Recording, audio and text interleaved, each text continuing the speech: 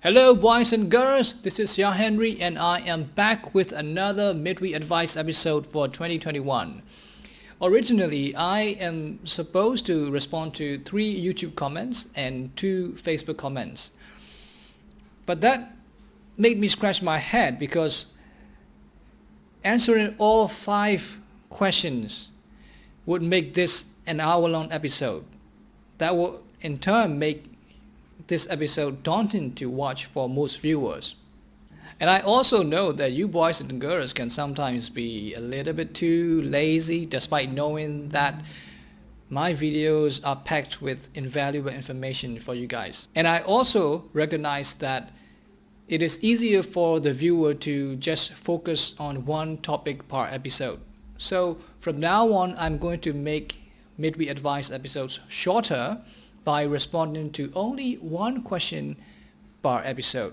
And I'm telling you guys this, especially to my commenters, not to worry. I'm going to respond to all of your questions, all of your wonderful and engaging questions and comments. I will respond to all of these. You just have to be a little bit more patient, have to wait a little longer this time. But I will definitely get to all of your comments eventually. I assure you that, okay? So for this episode, I'm going to respond to this comment, which is, when we make a presentation in English, it is not easy to use language that is interesting and rich in vocabulary. Therefore, if you don't mind, please make a topic about language for a presentation in English. Actually, this comment is not really a question. It's a little bit vague. It's a bit vague because it's not asking me any specific question. So anyway, I have a thing or two to say about that topic. As you all know, presentation is about delivering some kind of knowledge, some kind of information to the audience by using spoken words with visual aids. And visual aids usually comes in the form of graphs and charts and tables, right? So if you want to improve the impact of your presentation, it's one way you can do is to choose your vocabulary wisely. And what I mean by that is to use the words that better resonate with visual aids that you are using.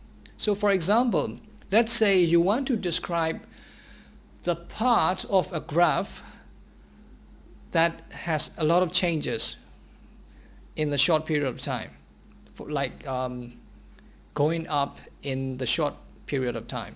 You want to describe that. Instead of saying simple words such as rising or increasing, you could say something like skyrocketing. And instead of using small part or small proportion, you could say minority. And you could also play around with the word forms. You could change the word form from verb to a noun, like a staggering rise. You get the idea, right? So that's the easiest way you can do to make your presentation sound cooler, more effective. You can just use relevant words, powerful words, without having to change any sentence structure. So that's a good way to do it. But the challenge here is how to really make use of these words. So I'm going to talk about that really quick. There are 2 parts to it. The first part is the obvious part, which is that we need to have a good comprehension of these words and usages. Otherwise, we wouldn't be able to use these words at all, right? So that's the first part. And then the second part is we have to keep our vocabulary range growing by consuming relevant resources. And when I say relevant resources, I mean relevant topic, relevant literature that relates to the topic of your presentation.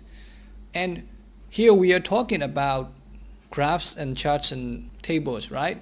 So you can find these kind of words. You can expose yourself to these kind of words when you read a lot of reports, academic reports and articles and analytics, and by working on IELTS writing task 1. So I recommend these activities to widen your vocabulary. That's the first part to do. And then the other part is the tricky part. How do we actually make ourselves remember to use these words in our presentation, right? Because it's not every day that we get to use these kind of words. So we are eventually going to forget it unless we keep using it in some way, right? How do we walk around that? Well, the answer is simple. You just need to write things down the night before.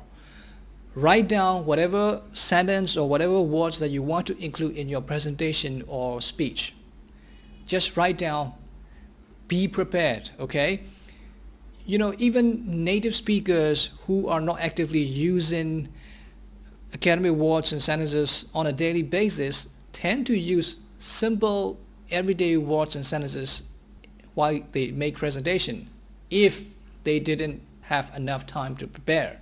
So if even native speakers experience such challenge, what are we? Guys, we are not even native speakers. We should prepare. There is no excuse for us to not prepare, okay?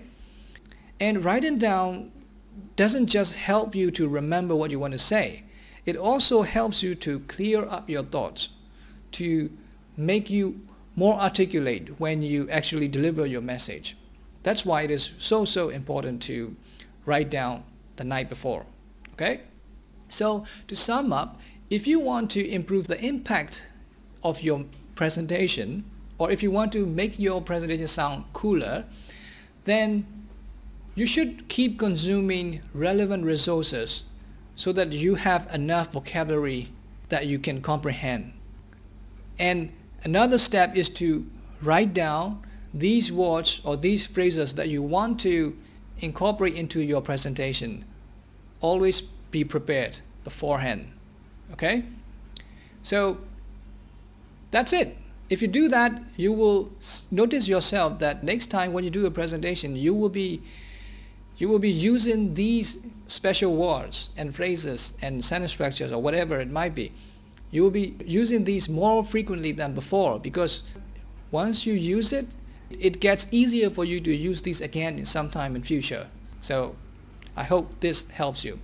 And I want to conclude this episode by saying two sentences. Not consuming relevant resources is like going to the battle without weapons.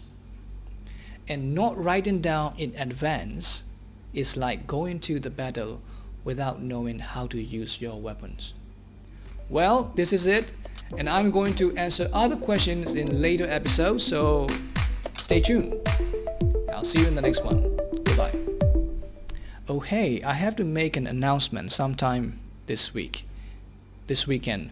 I'm going to introduce you guys an amazing language learning app. Right now I can tell you more than this. You will see. Keep waiting.